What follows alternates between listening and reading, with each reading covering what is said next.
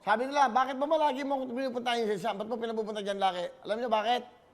Ito, isang tawag ko lang. Laging may abot kamay na tulong sa ating mga kababayan. Katulad ng ginawa nila, sabi ni Atty. Ferdy sa akin, Domingo, Willis, lapit mo naman tayong ating mga kababayan sa Tugigaraw.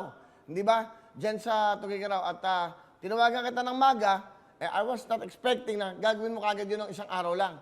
So, pakita natin pakita natin. Ito, kung anong ginawa ng front row, yung mga members niya, yung mga kababayan natin sa Tugigaraw. Panoodin natin to.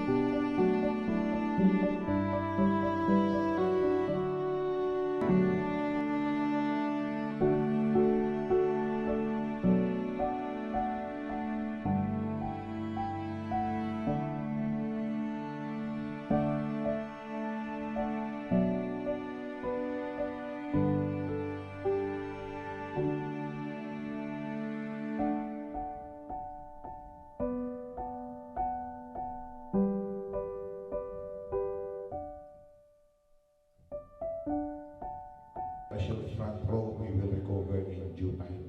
Hindi ko alam kung paano ko kayo pasalamatan, in goodness and kindness of people like you gives us hope and strength to go through this disaster.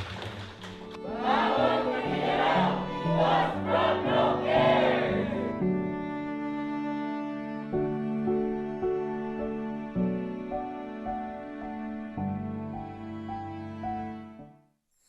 Okay.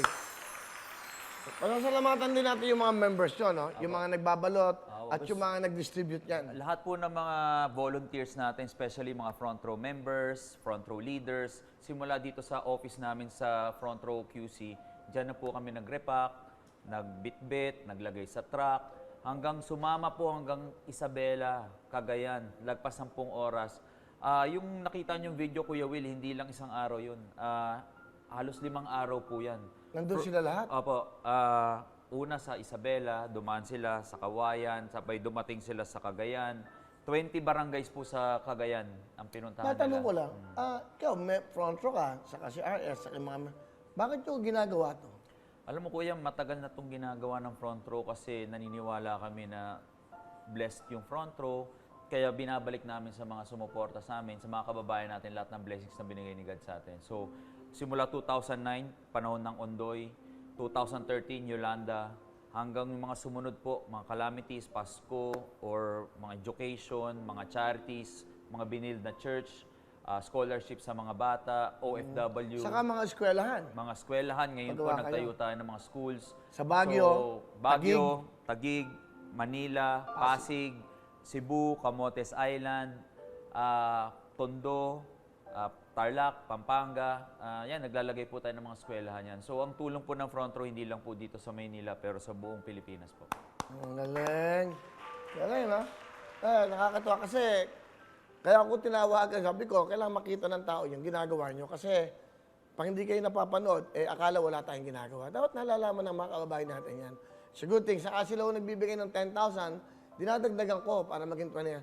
Because, Wawawin gives hope. Front row. Cares. So, Yeah, di ba? Galing we care and we give hope.